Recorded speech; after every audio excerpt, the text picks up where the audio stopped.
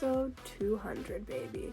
You know what that means. It's Q&A number 4, and we're just gonna hop right into it with the top 2 questions that I get, and that is, how old am I? I turned 21 recently, made a video about that. I was 17 when I started my YouTube channel, so I've been doing this for almost 4 years now. We do a Q&A every 50 episodes. That's about one every year. The other main question I get is how to book a reading with me or how to get on my wait list. I am very busy right now. I'm trying to get through these readings as quick as possible, but I currently, when filming this, am still on the readings from like December 4th and December 5th from those first few people who contacted me when the interview with Kevin came out on the International Spiritual News Network. So I'm hoping to speed up my pace, but it's going to take me a while, you guys. So please be patient and believe in divine timing. But if you email me, sid@alexandriaegypt@gmail.com, you can get put on that wait list. I will get to you eventually, I promise. I really want to get to these readings. I just am still working a matrix job. I'm a single mom. It's a little difficult to find time. I had like some congestion flare up, no major health issues, but that lemon, ginger, and garlic really is kicking the congestion out. So I'm hoping to do more like of the pre-recorded videos and the Zoom soon, as well as the typed readings, because I do readings 3 different types of ways. I do typed readings, pre-recorded private YouTube videos, and then like a Zoom call reading. So those are the 3 ways I do it. So yeah, if you email me, I'll give you my little like rundown more about it. You can ask me any questions, all of that, but email is definitely the best way to get a hold of me. So let's get into these other questions. This question was left on my video on how our unconscious mind is more conscious than our conscious mind. And it says, can you teach us how can we start to make our conscious mind more conscious rather than our unconscious mind? So this is a very loaded question that I should make a video on, just dedicated purely to this. Raising our frequency, which it is a very broad answer, but that's the major thing that comes to mind, and there's lots of different ways that we can do this. How to become more aware. Be more present, not focusing on the past as much because that's depression, not focusing on the future as much because that's anxiety. Focus on the present because that is bliss. It is now, it is this moment. So that's important to do. That makes you more aware. That makes your conscious mind more conscious, focusing on now. That's a big thing, okay? And being aware that this is where it gets tricky, that all is now. But focus on what you can focus on. Be aware of what you are aware of. Focus on that, and then once you're comfortable with this point in time, in what you're aware of, more things will happen. So if you can focus on some things visually, sound-wise, feeling-wise, in your body, in your environment, like focus on things. And this is like common for people to say, like when you're having some form of like panic attack or whatever, people say like focus on things that you can control. This is how you can be more aware, okay? You can become more aware by doing this, having a healthy diet, cleansing, detoxing, all of that stuff. Just seeing everything as a sacred ritual. Trying to be aware of the little things in your environment, in your life, things you are consuming, okay? Not just food, not just products, thoughts, music, media, conversations around you, light, pollutants, things that make you happy, things that you are grateful for, because being happy is going to help improve your mood, improve your hormones, improve your brain chemistry, and have you be able to be more aware, more conscious, then you're going to be seeing the truth within things. We have to unlearn to learn, and that's not an overnight thing, okay? If you want to one day wake up and say, I no longer trust anything other than myself, I need proof of my own for everything, that is fine, and that can be totally life-changing, because I don't want to say that's what happened to me, because that was a very gradual process that's happened throughout my whole life. Even when I was a kid, I didn't really believe anything until I found proof of it myself. That's always really been my philosophy since I was born, I want to say.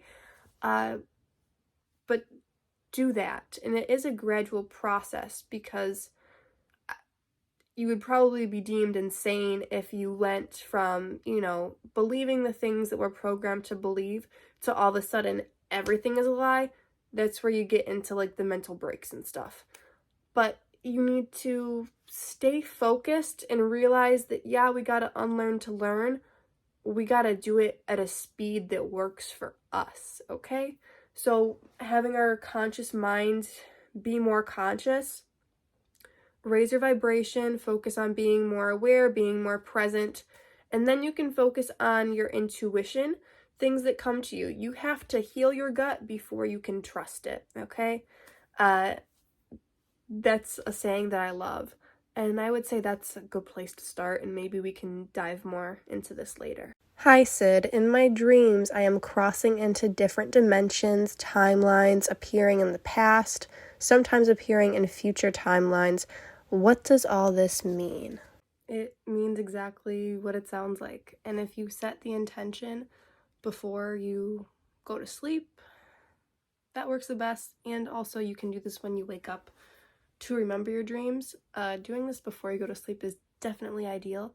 And then writing down what you remember when you wake up so you don't forget it. You can also remember things throughout the day. That happens to me sometimes if something reminds me of something that happened in my sleep. Because dreams, once you heal your gut so you can trust your gut, you can really get the truth as to what happened. And I always like to say that the person who had the dream is the one who can accurately interpret the dream, because it's all about what each little aspect and piece and object and person and place and feeling, especially in the dream, means to you, what you associate with each thing, okay? That's how you interpret them, and you can find the meaning behind it. And I find that not all dreams have to do with what you're doing in parallel lives. I think most of them do, especially if you heal your gut so you can trust your gut. But yeah, I find that a lot of the times I'm going on missions in my dreams. I feel like I have another life as an Antarian and or an Andromedan being, and I'm doing missions for like my team there.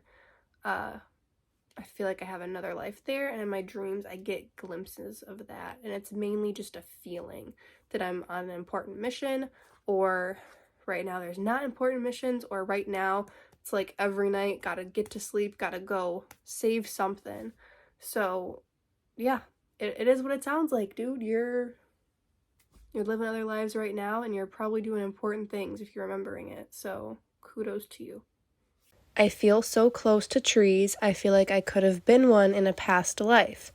Could this have been right? Yes, you totally could have been a tree in a past life. You could be a tree in a future life. You could be a tree now. It could be all of the above. You could have been a tree on Earth. You could be a tree off Earth. You could be a tree spirit, like an elemental being. Yes. Hey, I just came from your video on the Moore Show. I'm really into natal tropical astrology. Vedic doesn't resonate at all for me, and I really feel that natal chart is the path of least resistance for me to connect to my starseed origins and connections. I got Arcturus very close to my south node and Andromeda to my north node. Then I have a grand trine between my Venus in Scorpio with my Jupiter in Pisces, and Sirius in Cancer. From your experience, are there specific aspects that are more important than others? I mean, is that grand trine enough for me to conclude I've been to Sirius or am on Sirius in a parallel life? And how would you interpret the North Node Andromeda connection? I'm not into crystals per se, but I've been meaning to try and get one to see if it opens something up for me, so maybe I'll try what you described. Right now, though, I'm more excited about connecting with Andromeda. If you know anything about Andromeda or have any recommendations on where to look, I've read some articles online, but that's it. That'd be awesome. All the best.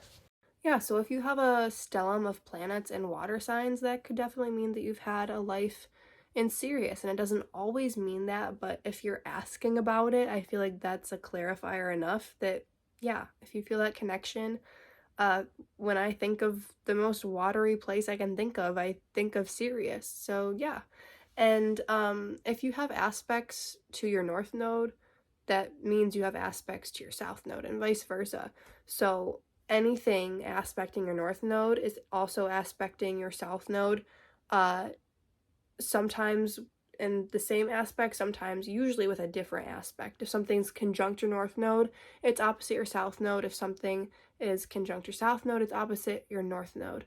So the two go hand in hand, and your North Node means like your destiny, and your South Node means like what you've come from. Okay, the North Node is like what you need to work more on. The South Node is where you've been already. That's how I like to see it. So that's a major place, especially really in any chart that I'm looking at, astrology-wise. The South Node tells about past lives. Chiron tells about past lives. The fourth house in general tells about past lives. And the ascendant, and the sun and the moon, and I find Mercury and Venus too. Really, aspects to anything can tell about past lives, especially if you're looking at your galactic astrology chart. I find that every single star system that you have an aspect to, you have a connection to of some sort. But so, yeah, I would say if you feel a connection to Sirius, chances are you've had a life there. Arcturus, if you have aspects to, you have a connection there of some sort, for sure. When I think of Andromeda, you mentioned you wanted some insight on that. I think of flying spacecraft at super high speeds. I think of going on missions. I believe that Andromeda, in some way or another, kind of helped to design and birth the Milky Way galaxy. You know, there's the Andromeda constellation in the Milky Way galaxy, but there's also a whole Andromeda galaxy that scientifically we are going to merge with, which in a human lifespan isn't going to be for a lot of years, but it is happening, and we have always had this connection to Andromeda, and either physically that's why we're moving close together, or energetically, like the two go hand in hand, but we have a connection and we're actually merging. So I think that's really cool. And also, as far as like tropical, Vedic, draconic goes, I love all of them. I love all three so much. I love other cultures for forms of astrology, but those are the main three I use because they use, you know, the zodiac constellations. And I don't really have a favorite when it comes to, you know, tropical, Western, or Vedic sidereal. I use them both, and as far as like aspects to star systems go, it doesn't matter which one you use. The zodiac, I don't look at zodiac signs as much now, so that's why to me it really doesn't even matter, because the aspects to things don't change whether you use Western or Vedic. The zodiac sign, the nakshatra, can change, but the aspects don't. So that's why I'm like, they're both accurate, you know? If you care if your sun sign is a Scorpio or a Sagittarius, then it matters, but you can just embrace your connection to both like I do, and there you go. But to each their own. I like to use both, okay? And I look mainly at aspects now, so it doesn't even matter which. Can you please make a new crypto prediction video? Your previous one was spot on, amazing work. I honestly don't know if I'm ever gonna make another crypto prediction video. I think that's my most viewed video on YouTube, is like my psychic crypto prediction, because it came to me when I was in the shower and the information would not leave my head until I filmed a video about it. And I don't know like hardly anything about crypto, okay? And I haven't gotten any downloads that haven't gone away about crypto. So if I so happen to get another download of information about crypto, I will definitely post it. I still have absolutely no clue how that video was accurate. I gave no numbers in that video. But so many people have said how accurate it was, and I really don't understand how. But if I so happen to get like glimpses of information about that again, I'll make another video. Maybe if you like ask questions about a certain thing, I can make a video on that. But that's not really what I'm into. I'm into scientific spirituality. Cryptocurrency is not my passion. The whole world of finance really kind of confuses me. Like, I did really good in personal finance in school because I just memorized stuff and I did good on tests and whatnot. But I have always had trouble really understanding that, to be honest. So, I don't know. Are you reading your Bible? I have read the first couple of pages, but I'm working on it. I have recently rearranged my books. Now I just have movies on my bookshelf over here, and I have all of my books on the top big shelf of my closet. I get a lot of my books from thrift books. I get a lot of my movies from thrift books, so that's a great app if you want secondhand movies and books. I don't like buying anything new. I don't like buying clothes new. I get all of my new clothes off of Poshmark. But yeah, I have a ton of books in my reading list, and the Bible and the Quran are in that list as well. What do you think is the most powerful emotion? Love, unconditional love. Of course, like inspiration, motivation, drive, passion, but love.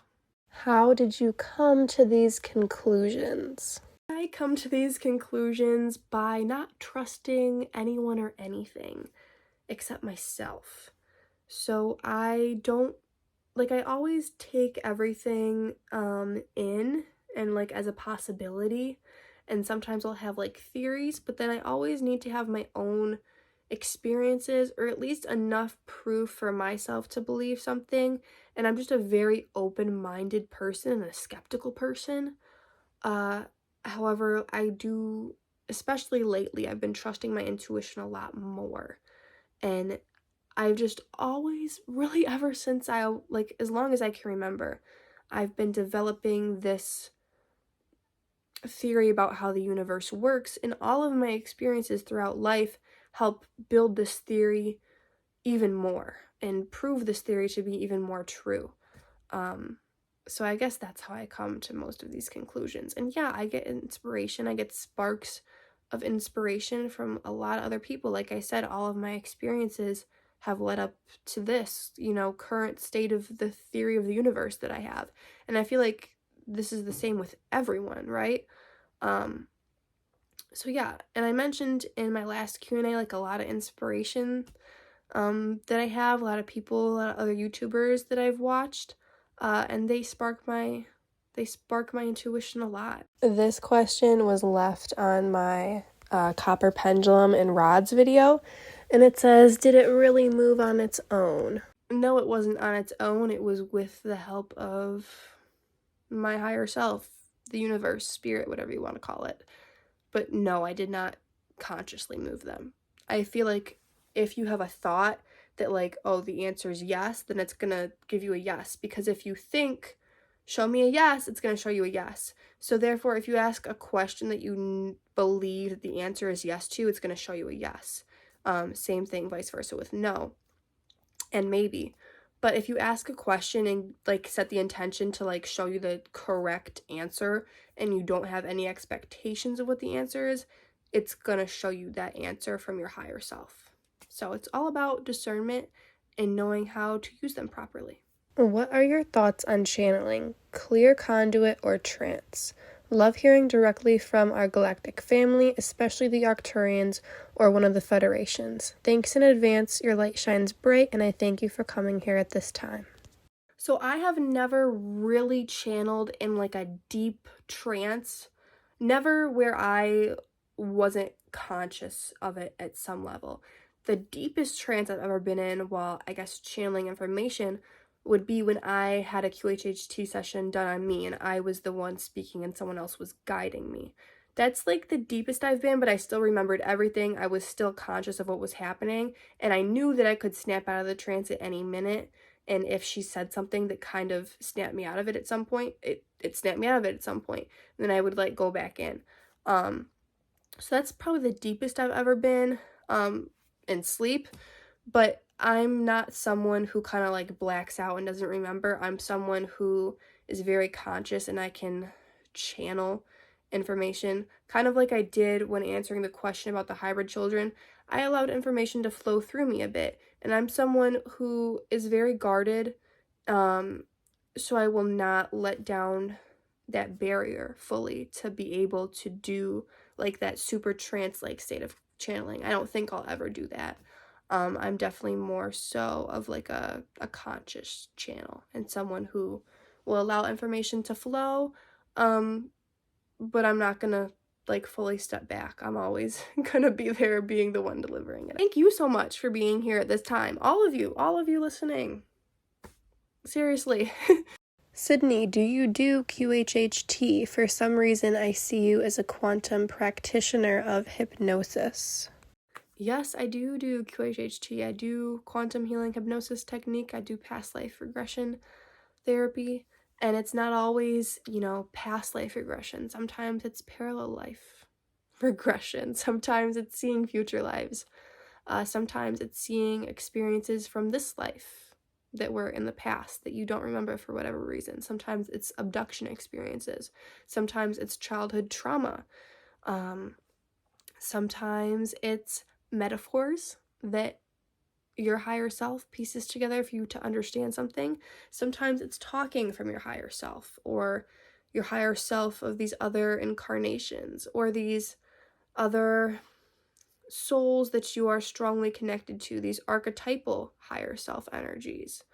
There's a lot of things that can happen in qhht, but yeah, I do that for people. I am a guide to help other people experience these things for themselves. So not only do I do readings for people where I tell people what I feel, I do these sessions where they can speak for themselves in a trance-like state, in a relaxed state, where they have easier access to this all-knowing information. How many tarot decks do you have? Let's count them.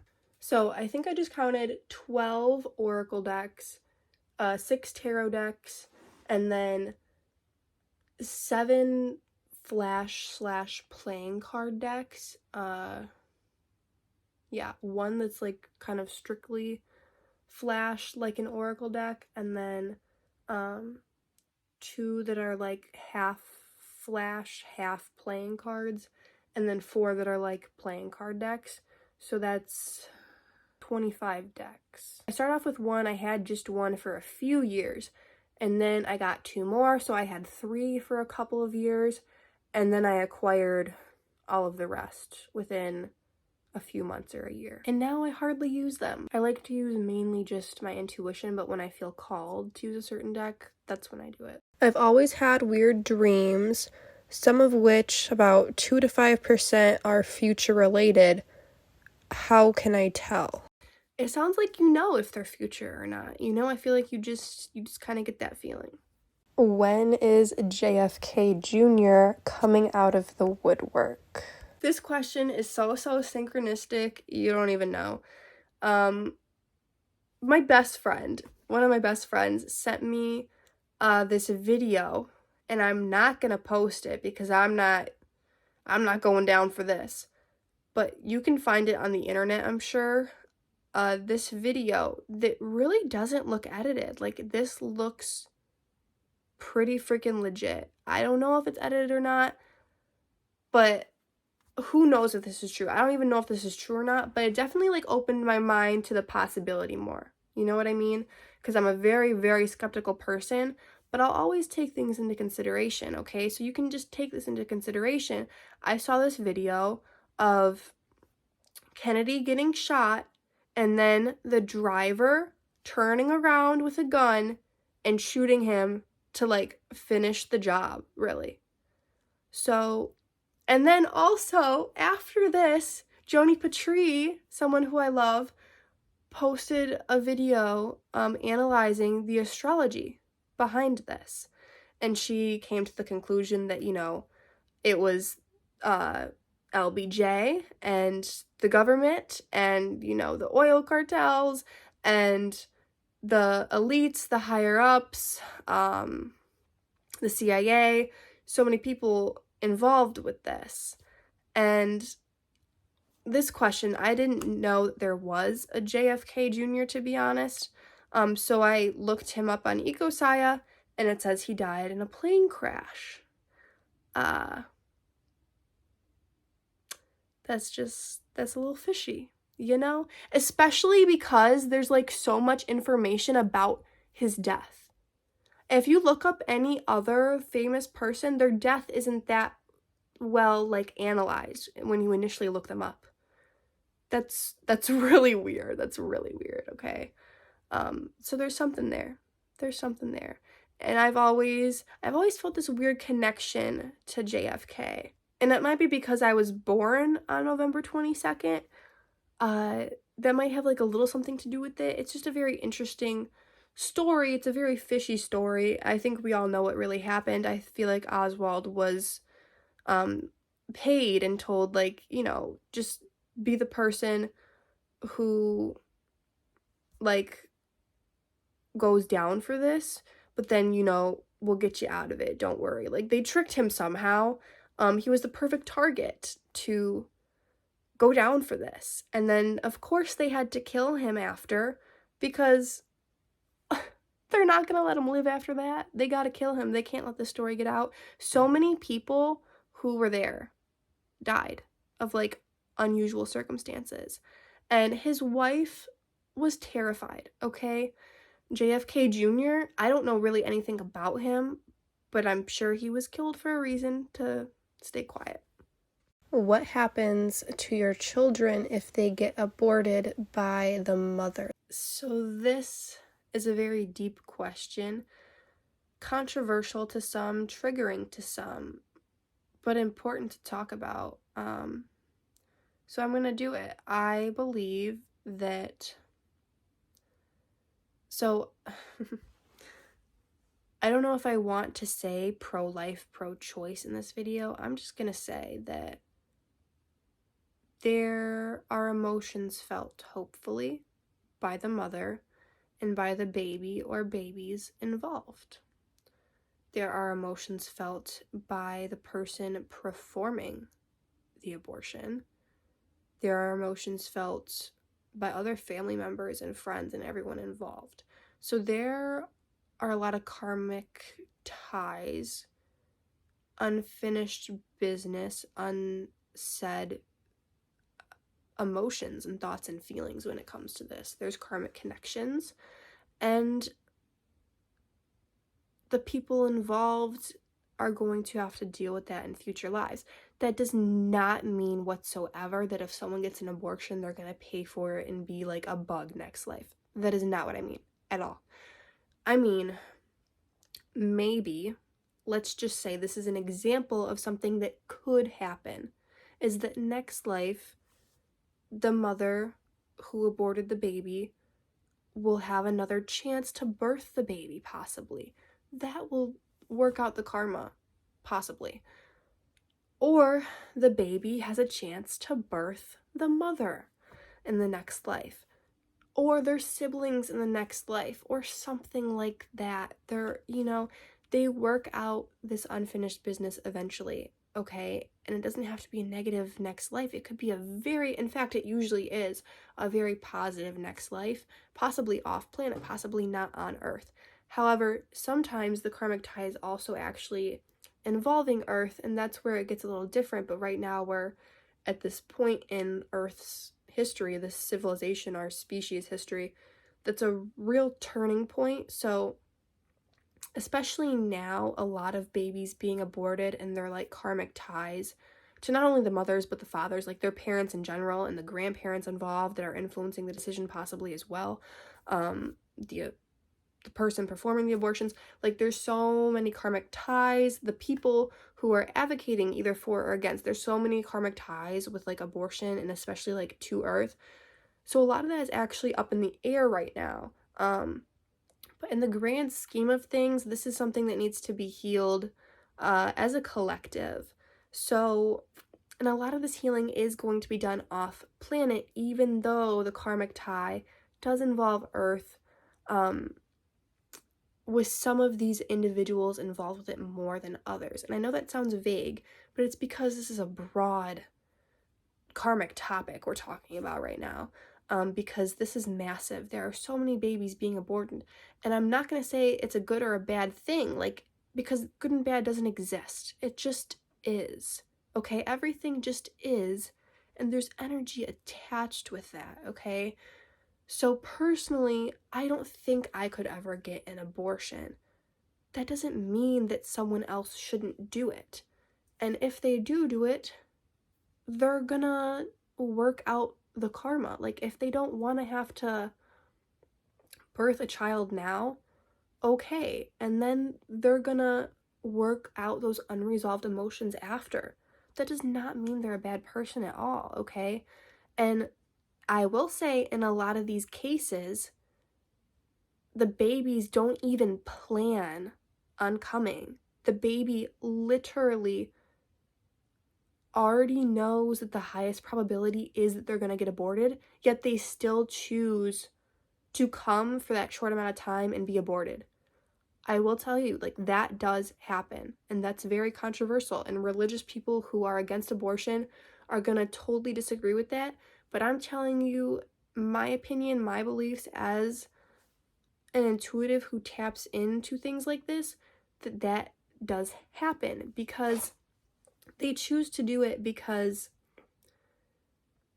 that person, that mom, that dad of that baby, that family, like, it was beneficial for them in a way to go through that for some reason, okay? Because I do think that most things happen for a reason. Free will is usually not ever overridden because most beings in the universe know the implications that come with that universal law.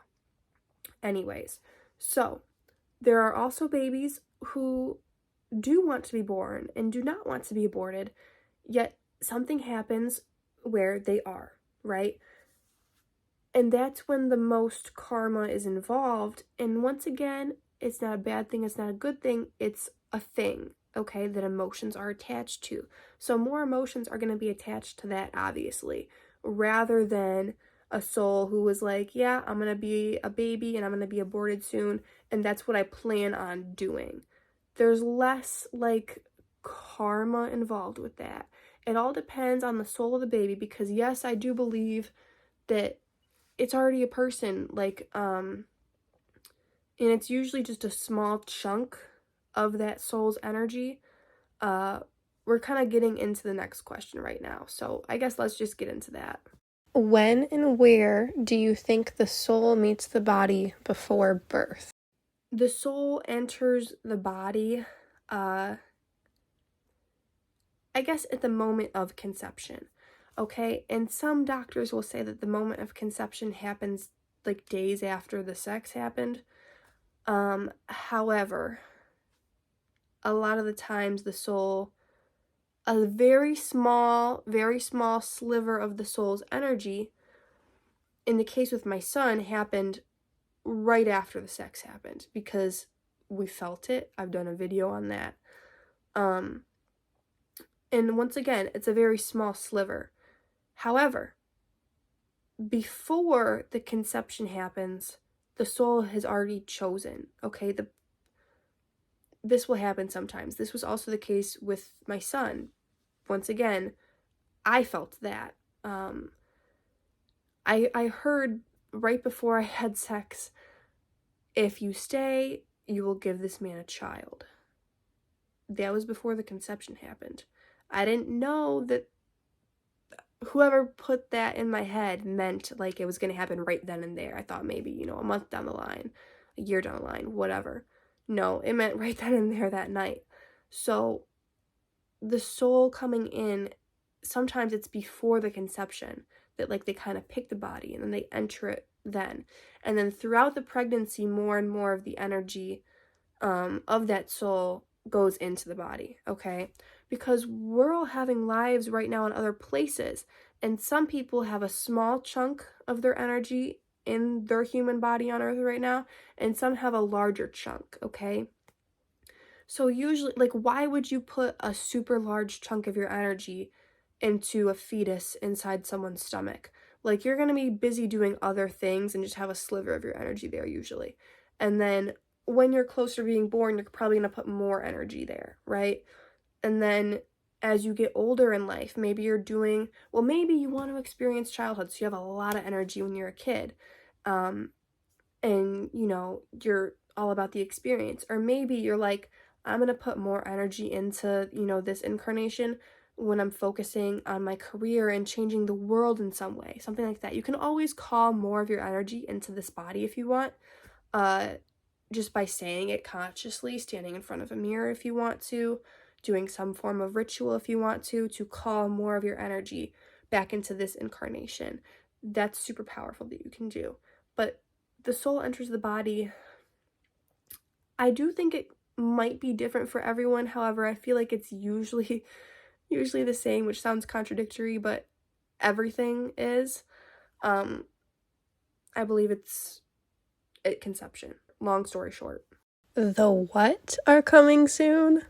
I love this question. The human ET children, okay? And humans are hybrids, of course.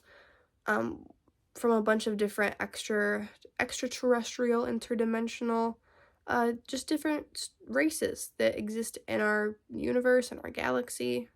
But the hybrid children that I tend to speak about come from a few different races, okay? The stereotypical Greys, I do believe, are involved. The Pleiadians are involved. And for some reason, the reptilians are involved as well. The mantis beings are involved somewhat. I feel like Procyon beings are involved somewhat as well. There's lots of different beings involved. Syrians are involved somewhat. Like I said, there's a lot of races involved with this. And there's multiple different reasons for this. I'll link my ET and Hybrids playlist, and you can find my first initial video. I'll just link this specific video in the description of this video as well. My hybrid program overview, I think it was the 5th video I did on YouTube, so it's a few years old, but it's an oldie but a goodie. The quality of the video is not great, but the information is good, okay? And I do agree with that information still. I feel like I've matured in my spiritual beliefs more since then, because a year ago when I was in a car accident, I feel like that really sparked another awakening within me where I have trusted my intuition more ever since. And I feel like the hybrid children, they're real, they're very real. And they are physical. They're in a higher dimension. They're a higher vibration. And they are part of our DNA, okay? And some people have agreed to this, and some people have agreed to this by trickery. Some people have agreed to this, like, very, very consciously aware, and it's a spectrum. So I wanted to acknowledge that because that's something I don't think I've said on YouTube before. It's not good, it's not bad, it is what it is, and there's karma attached to it, okay? I do think the hybrid children coming is a positive thing, okay?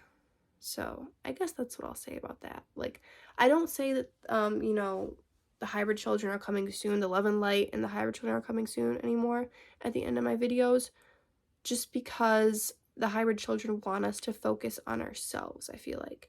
And that's a video that I've been wanting to do, and I've been putting off to do other videos, but maybe I'll bump that up in my list of videos to do, because I think that's really important to say. So this comment was left on my hybrid program video, and it says, "Thank you. When is soon?" Soon is whenever we are ready. That could be tonight. That could be never. I do think it's going to happen though, and I feel like as of right now, maybe 10, 15, 20 years down the line, maybe sooner. It all depends on us, you know, whenever we're ready. I do feel like some are already here. I feel like some definitely come and go, especially like in the ocean, and they're learning, and they're motivating, and they're inspiring, and they're creating, and they're doing, and they're feeling, and they're allowing us to feel, and they're guiding us gradually without interference. And when we're ready, they'll appear more gradually. They'll make more appearances. They will come. They will land when we are more developed as a species, when we are ready. That's what they have to say about that. I feel there are people whose intention is to feed the moon with energy, and that's cool and all, but I mean, keep some energy for yourself, lol. As I feel there is people whose intention is to feed the moon all their energy and are constantly draining it. So what are your thoughts on bad energies within the moon? Is there such a thing? Keep diving on this. I'd love to hear about it. The moon is fishy, man. The moon is fishy. I don't know how I feel about the moon. I do want to do a video dedicated to this. My whole life, I felt like the moon had more of a masculine energy. And everyone, like, in the spiritual community says it has a feminine energy. And I've just never really agreed with that. It's always felt like a masculine energy. And I do think that's probably because of this kind of fishiness with it. It's highly advertised, I guess you could say. You know, it's all the hype now in the spiritual community to have all of these moon posters and whatnot, to have a moon essential oil diffuser like I have. And that's fine. But, like, be conscious of it, right? Be conscious of what you're consuming and what you're producing, okay? What you're giving your energy to. Everything you think about, you give your energy to. Unknowingly, you give your energy to things. And it's up to us to be aware of that, okay? We shouldn't have to worry about these tricks that have been put in place. And the moon very well might be one of those things, okay? But it's up to us to, even though we shouldn't have to deal with it, we should for our own good and the good of the whole, the all, the one. So, do I think the moon is, like, natural? I believe it was built, for sure. It's hollow, okay? I believe it's hollow, okay? It rings like a bell. It's hollow. Astrally, if you go there, it's hollow, in my experience at least. So, yeah, I do think there's negative forces on the moon, possibly less now than initially. Are they still at play? Yeah, and it's being hyped up more, and I think that's because they're getting weaker and they need to hype it up more to get more of that energy, and it's working, and we need to become aware of this so that it cannot work, okay? Because if we all just stopped giving our energy to the moon, if we started worshiping our star more, our sun, our true light source more, the moon might just freaking fall out of the sky. Who knows? And I don't know. It's just a thought. I don't know how I feel about the moon, you guys. It's fishy, that's for sure. That's what I'll say about that. It's okay to, like, look at the moon and think it's pretty sometimes. But just have some balance and some awareness with it. Because you also don't want, this is where I've had some issues. You don't want to be like, oh, you know, F the moon, there's this fishiness with it. Because that's also giving your energy to it. So this is where I have to take a step back and be like, let's just not acknowledge it if we don't have to. Like, let's just not think about it if we don't have to. Let's just not even speak on it if we don't have to. Let's not give it the attention one way or the other, because it doesn't matter how you give it attention, you're still giving it energy. Like, I'm giving it energy right now, so I'm gonna stop. What experience do you have studying either Hinduism or Buddhism? So I am pretty clearly in a white person body right now, okay? I'm Caucasian, and I was raised in Michigan in the USA, and there actually is a large population of Hindus and Buddhists who live in Michigan, actually. However, I wasn't raised in that culture. So I'm never going to understand Hinduism and Buddhism like a person who was raised in that culture. I'm just simply not, and I'm willing to admit that. And I haven't studied them super in-depthly. I've studied them, like, even in school, you know, we did a unit on them. But I have a lot of books that I still have yet to read.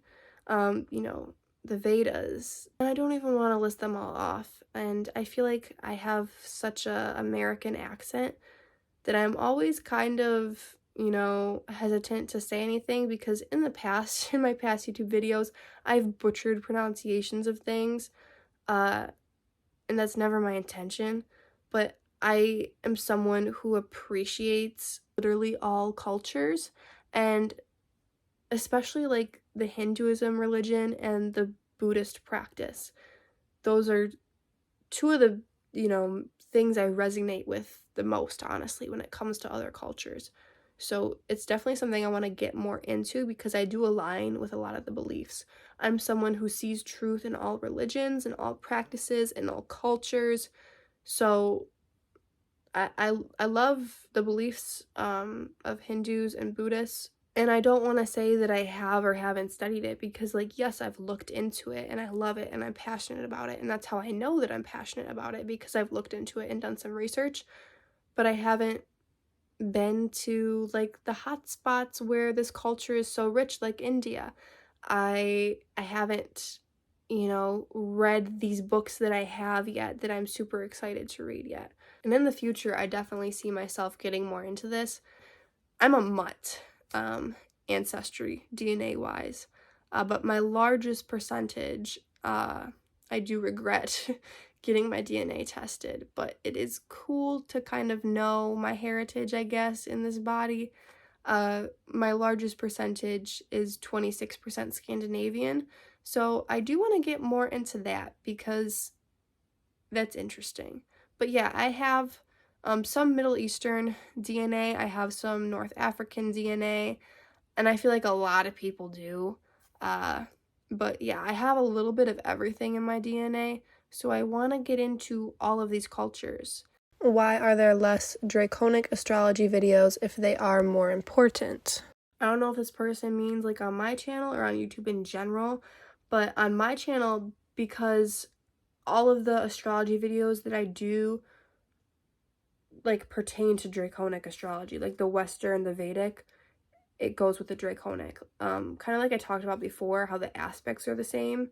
Like, a lot of the concepts are the same and you can use for draconic astrology. It's just not as well known, so it might not be in the title or the description of the video. This question was left on my How to Be Happy video, and it says, I saw one item on your list is practice ethical non-monogamy to embrace multiple connections. I haven't met anyone who is in a non-monogamous relationship yet. Since you wrote this in your How to Be Happy list, are you non-monogamous? So I am choosing to remain single.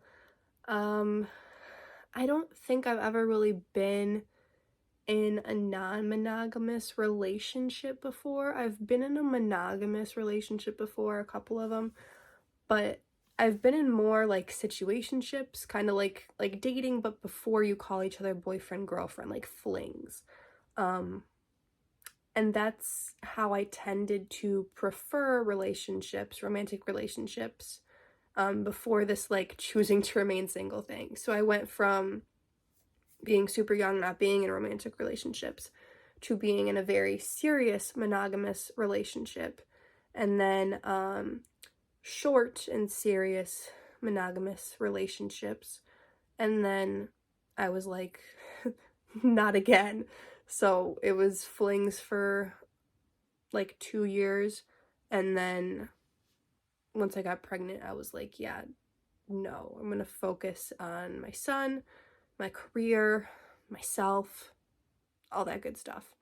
So right now I just don't really put energy to it.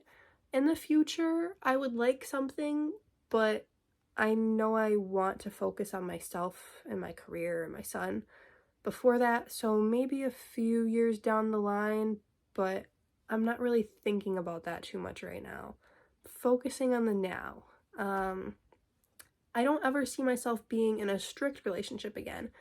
Monogamous, maybe. Non-monogamous, maybe. I don't think I really want to put a label on it.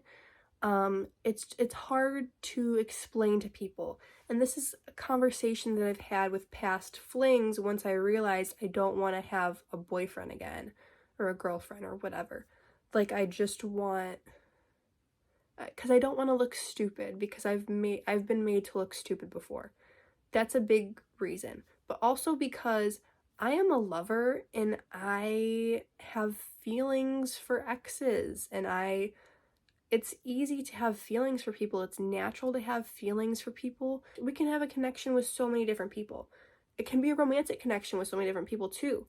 And like, it doesn't have to be physical, okay? It's not about like the sex. It's about emotions and being able to talk to people, and and then sometimes that turns into flirting. And it's like, maybe I don't need the flirting, but I don't want to be in a strict relationship where I can't talk to, say, someone of like the opposite sex again. That's how it was in a very serious relationship that I was in, and I don't want to ever experience that again. And I know a lot of guys don't care if you talk to people and have friends, but then there's also a lot of guys that don't want you to talk to exes, and I'm just never gonna not be open, at least, to talking to my exes as friends.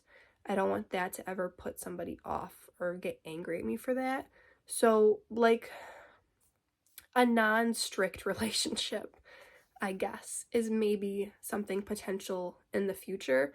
But right now, choosing to remain single. No romance. Friends that you can talk to about, deep stuff, sure. But hanging out in person, I don't know how I feel about that. Haven't done that. Don't really plan on doing that anytime soon. So, Can you tell us more about the tats on your fingers? so my finger tattoos. I'm kind of, now that I've matured more, I'm kind of embarrassed that I don't have tattoos like elsewhere on my body besides like these ones right here and then the ones on my fingers. But most of them are numbers. I only have 2 tattoos that aren't numbers, and that's the 2 dots that represent like individuality, and the peace sign, which is a peace sign. But the 1 means that we're all one. The 5 is for a lot of things, the main one being an X. The 33 is for a lot of things, the main one being an X.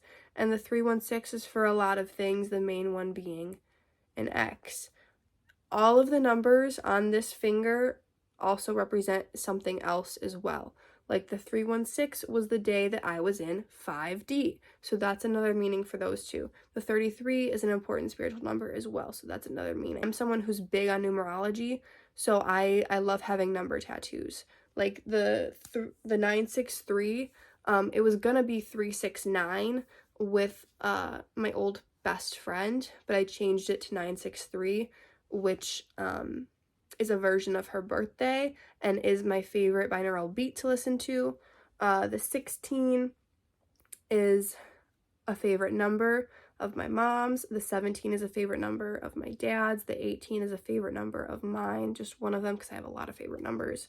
They're also important ages in my life. So I'm a big number tattoo person, but in the future I'm saving up, and I'm also doing more research on the type of ink and the kind of person that I would like to do my future tattoos. I'm very happy with the ones I have, especially the ones on my finger, because I'm happy about the person who did them. The ones that are on my arms I got after I turned 18, so I got at a tattoo shop, and I'm actually not as happy with those. I wouldn't go to that person again because they were the same person who pierced my nose and my belly button way too quick.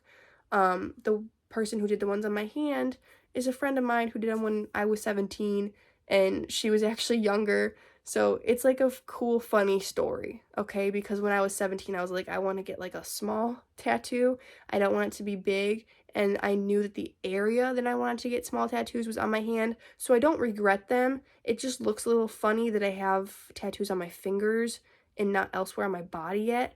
But the plan has always been, since I realized that I wanted tattoos, that I want my arms, my legs, my back. Like, I just want everywhere, basically, like from here down, covered, at least. So this question was left on my turning 18 video, and it says, "Hey Sydney, I know this is quite an old video of you, but you mentioned that you had your very first seizure in this video when you just turned 18 years old.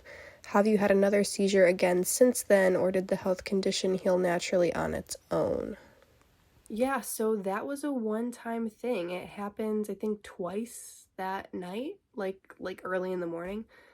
But no, it's never happened since. I think it definitely had to do with having, well, a few things. One of those things being having my belly button pierced incorrectly. The person who pierced it, it was at a tattoo shop, totally legit, but they pierced it like way too quick. And your belly button is a very sensitive part of your body. It's definitely one of the most sensitive. It has a ton of nerves right there. So you have to pierce, like anything, you pierce slow so your body knows what's happening. I don't think my body had enough time to process that as it was happening. I got my nose pierced and then my belly button pierced. And I remember like how I was amazed at how quick it was. I thought it would be a slower process. But the piercer did it super quick, and I think that might have had something to do with it. No one told me not to touch my piercing. I thought I was supposed to like kind of wiggle it around and stuff, so I did when I cleaned it. And right before I had these possible seizures, I cleaned it and I was wiggling it. And literally seconds after doing that is when I opened the bathroom door to kind of signal that I needed help. So yeah, that was a super weird and scary experience. Also, I am like on and off anemic, and I did feel super low on iron. And I honestly don't remember if I started taking my iron pills the day of, like earlier that day or the day before, or if I hadn't yet gotten some from the store yet. But I was feeling extremely low on iron then, so that also might have contributed to it. And I also had a super traumatic day that day as well. So I think it was kind of a mixture of all of those things, and that was just a recipe for disaster. But no, nothing's happened since. That was like definitely one of the worst times in my life. My pregnancy was definitely like the most traumatic few months of my life. So yeah, but no, nothing like that since, thankfully. Did your water break during pushes? Okay, I have no clue when my water broke. I'm sure it had to have happened at some point. However, maybe it didn't, because the reason I went into labor when I went into labor is because at my doctor's appointment, like a regular checkup, they said that I had like no amniotic fluid left. So I don't know exactly how that works. I would love to know more about it. So if you know, please let me know. But maybe since I had like little to no amniotic fluid left, maybe my water like didn't break. However, maybe there was a time at some point when my water broke when I was being induced into labor. Uh, Maybe when I had a balloon inside of me, maybe when they were checking my cervix, maybe they broke it with some sort of tool and didn't explain that to me as it was happening, but I don't know. In my teens, 20s, and 30s, people would often say to me that I had an aura around me. It was purple, they would say. That doesn't happen anymore and hasn't for a really long time. My question is why? What happened to me within me to lose the aura? I wonder about it pretty often and wonder if it'll ever come back and what I can do. I was always very telepathic back then, but also seem to have been detached from that as well. I'm about to start a parasite cleanse and do a detox, the goal being purification. I'm reading a book right now that is causing me to reflect on ways I used to be connected to the spirit world and Mother Nature that I seem to have lost as well over this time. I would appreciate your thoughts on this. So I have a quick, interesting story about this. I'll never forget, there was this one friend that I have, and when I met him, he was in a really rough patch in his life, and he had like a gray aura. And I remember he asked me, what is my aura? And I told him, right now, it is gray. And I can tell that there's more underneath it, but right now, it's as gray gets. And then, like, fast forward a few months, a year later, I told him, hey, by the way, it's not gray anymore. It's blue and yellow. And that made him happy to hear. And it was the truth. He had progressed so much, totally changed his life around, and was just overall a very more, I don't even want to say confident, but just like happy person. And he was speaking his thoughts and taking actions that were more for the benefit of not only people around him, but himself. And that was a major shift, because before he was just clouded by this negative energy, made some major improvements in his life, and his aura changed. So your aura is always changing, okay? Because an aura is a vibrational frequency of energy. Everything's energy. And energy has colors associated with it, okay? Because certain frequencies have a sound associated with it, have a color associated with it.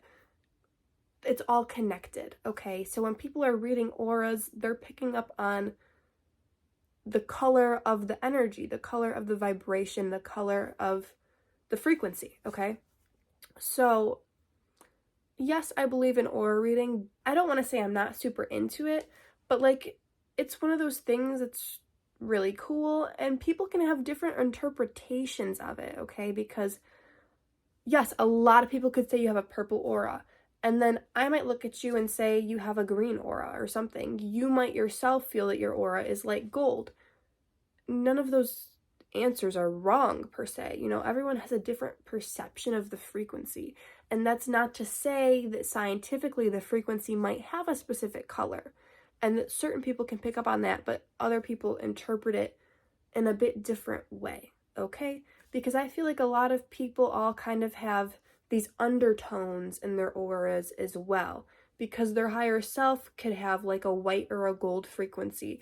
I could pick up on, at certain points in their life, they're vibrating more yellow. At certain points, they're vibrating more gold, more purple, more orange, more red, whatever. Like, it can always, always change. So that's why people asking, oh, what's my aura? It's like, you can have so many different layers to this. There could be a main one that's like turquoise, but then sometimes you have this undertone of green or whatever.